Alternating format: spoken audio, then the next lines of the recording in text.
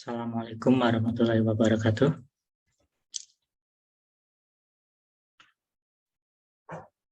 Alhamdulillah ya. Pada hari ini kita akan menjelaskan tentang materi protein interaction ya, atau protein interaksi ya. Kalau teori mungkin sudah saya share di materi PPT PDF ya, yang sudah saya share di Google Classroom. Untuk saat ini saya akan jelaskan sedikit ya tentang salah satu aplikasi yang kita pakai untuk mencari protein interaksi. Seperti kita ketahui ya, protein dalam tubuh ya secara biokimia. Kalau misalkan aja yang molekul obat masuk dalam tubuh, pasti dia tidak hanya berinteraksi dengan salah satu reseptor aja ya. Pasti reseptor yang kita target dia juga akan berpengaruh terhadap reseptor-reseptor lainnya ya. Intinya kalau kita berbicara mekanisme ataupun metabolisme tubuh ya, pasti ada interaksi antara reseptor satu dengan reseptor lainnya ataupun target satu. Kalau kita berbicara target obat kan banyak, bisa enzim, bisa protein, bisa reseptor, bisa DNA, bisa RNA, ataupun substrat yang belum kita ketahui ya. Intinya ada interaksi antara reseptor atau target ya, target satu dengan target lainnya yang akan berpengaruh terhadap efek farmakologi secara keseluruhan ya. Makanya pembahasan tentang protein interaksi sebenarnya sangat penting ya, karena kalau sudah berbicara dalam tubuh, dia akan berinteraksi bukan cuma satu reseptor aja yang berinteraksi, tapi dia juga akan berpengaruh terhadap reseptor lainnya. Kalau kita berbicara interaksi, otomatis ya bisa melalui hidrogen, bisa melalui elektrostatik ya, bisa melalui hidrofobik ya, sama secara umum interaksi ya bisa melalui ikatan hidrogen, elektrostatik ataupun hidrofobik ya, itu ikatan secara umum, sama aja dengan kita berbicara interaksi obat sama reseptor. Nah, ya itu ya pentingnya kenapa kita mungkin salah satu materi akan membahas tentang protein interaksi.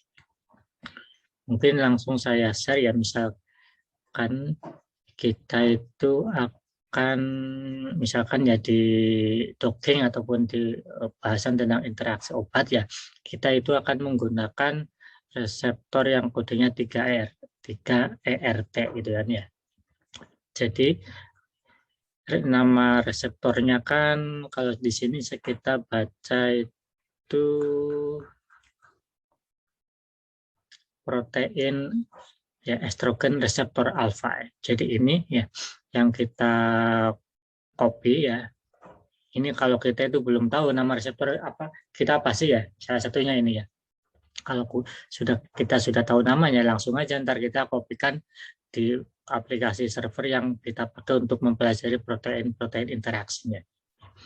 Jadi ini salah satu contoh nama proteinnya yang akan kita pelajari. Dia akan berinteraksi dengan reseptor apa aja sih dalam interaksi protein interaksinya dalam tubuh ya. Ini kita copy aja.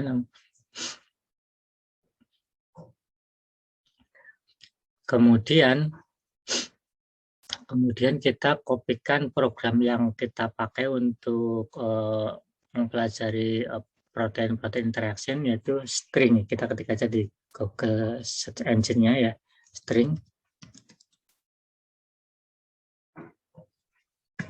Kita enter. Nah ini string functional protein association networks.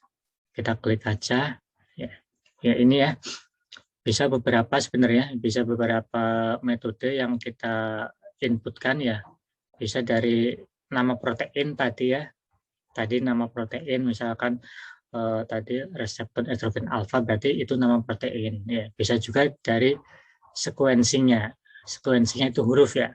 Ya, kita kenal sequencing bisa berbasis sequencingnya yang kita inputkan, bisa juga dari multiple proteinnya ya, jadi ada beberapa protein langsung ya, bisa juga dari multiple sequence ya, bisa juga dari organisme ya berbasisnya ya, jadi ada beberapa yang bisa kita indukkan. Minimal kalau kita sudah belajar docking ya atau interaksi, minimal protein by name atau protein by sequence ya.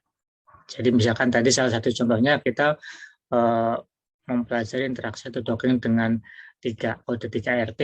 Nama reseptornya kan estrogen reseptor alfa ya. Kita kopikan aja, jadi kita pilih protein by name ya. Kita kopikan aja, pastikan ini ya. Jadi estrogen reseptor alfa ya. Organismenya kita auto detect aja ya, di default atau detect aja. Kemudian kita pilih search, kita search. Nah, kemudian di sini kita pilih yang Homo sapien aja, yang Homo sapien yang paling atas ya. Ini yang pilih Homo sapien yang paling atas.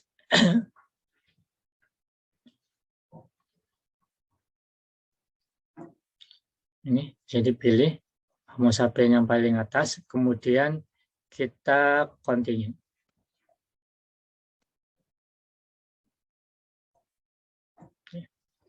Ini ya, salah satunya yang kita dapatkan itu ini. Ini bisa dibesar kecilkan ya.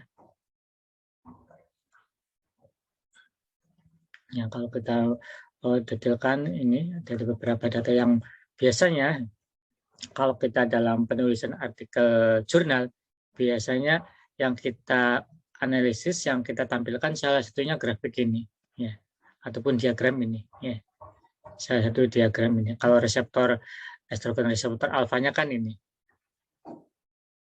estrogen reseptor RS1-nya ini. Jadi kita bisa copy atau cut ya, cut dengan sniping tool ya, misalkan dengan sniping tool ya. Misalkan kita mau ambil untuk tampilan di jurnal, kita cut biasa aja ya. Ya, ini ya. Kita paste di jurnal kita ya. Jadi salah satu diagram yang kita tampilkan ke jurnal kita ya. Selain diagram ini, gambar ini bisa kita tarik-tarik ya, kalau kita pengen memperpanjang ya, ini bisa kita tekan, tarik aja. Kalau kita pengen jaraknya biar lebih kelihatan lagi ya, biar nggak terlalu jaraknya berdekatan ya, kita bisa tarik-tarik di lingkaran-lingkarannya ya. Ini.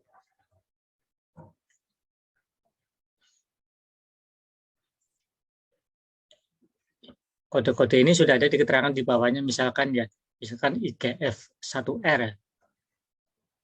IGF-1R ini IGF-1R berarti dia insulin like growth factor 1 reseptor. Ya, maksudnya apa sih ya?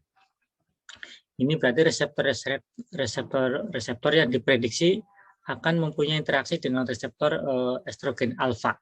Ya, jadi reseptor ini semua ya yang diprediksi dia itu ternyata akan mempunyai interaksi dengan estrogen reseptor alfa yang kita kerja tadi. Ya.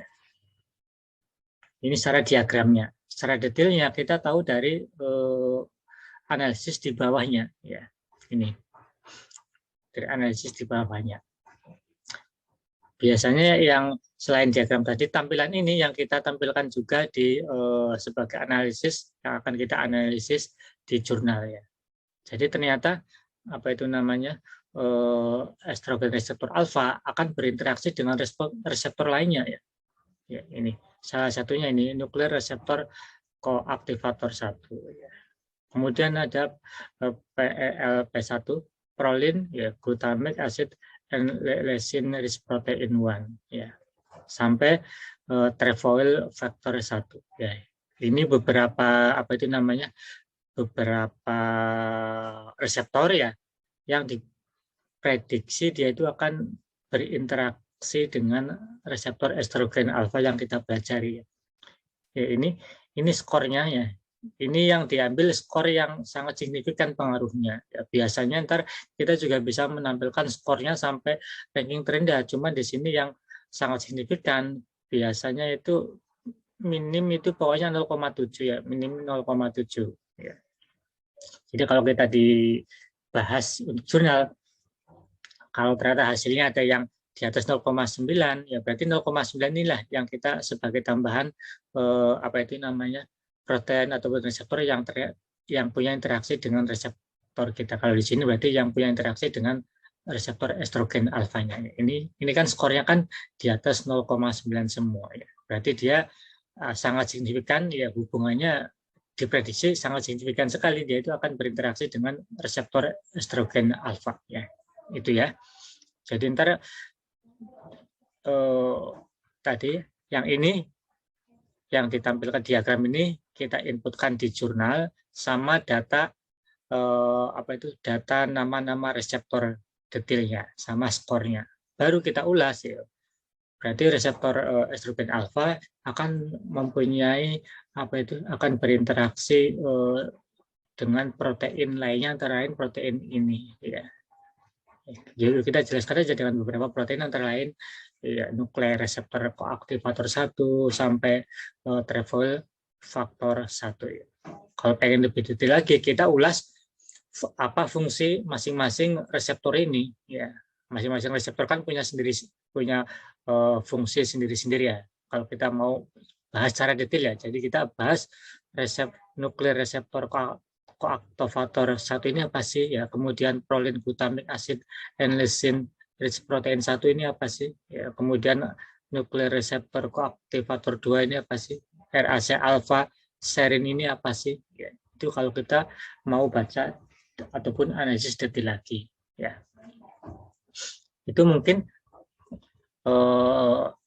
apa itu penjelasan tentang protein interaksi itu ya.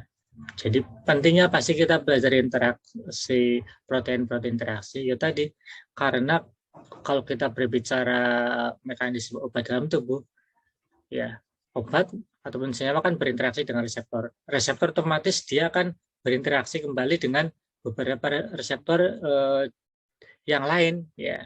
Makanya kita bisa belajar prediksi kira-kira reseptor yang kita terikat kira-kira paling signifikan akan berinteraksi kembali dengan reseptor apa aja sih ya, yang itu yang akan berpengaruh terhadap metabolisme dalam tubuh ya.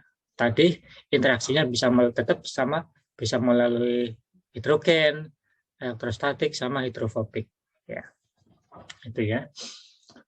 Biasanya yang dalam jurnal tadi ini yang ditampilkan ya, jadi kita cut gambar diagram ini, tampilkan kode-kode ini kan sudah ada di bawah ya. Tadi yang saat IGF1R itu apa, PLP1 itu apa, SRC itu apa. Ini diagram pertama yang kita tampilkan di jurnal. Selain itu baru data ini, data detail dari penjelasan dari reseptor dari diagram 1 ya. Jadi misalkan TFF1 itu ini ya. TFF1 ya. TFF1 berarti trefoil faktor 1 ya. Ya, ini penjelasan detail dari diagram tadi ya. Baru kita analisis ya secara keseluruhan ya. Kita kalau mau kita bahas kira-kira kalau NCOA1 ini reseptor apa sih, kemudian dia fungsinya sebagai apa sih ya. Itu mungkin ya penjelasan tentang protein-protein interaction, salah satunya mungkin menggunakan apa itu aplikasi berbasis server namanya String ya. Mungkin itu ya. Semoga bisa dipahami dan bisa menambah penambahan ilmu kita ya untuk analisis lebih dalam lagi. Ya, jadi kita nggak cuma talking ya, MD, kemudian kita juga bisa tambahkan dengan kemungkinan protein yang kita tarikan kira-kira akan berinteraksi dengan protein apa lagi. Kita dengan salah satunya aplikasinya dengan string. Ya. Itu. Makasih.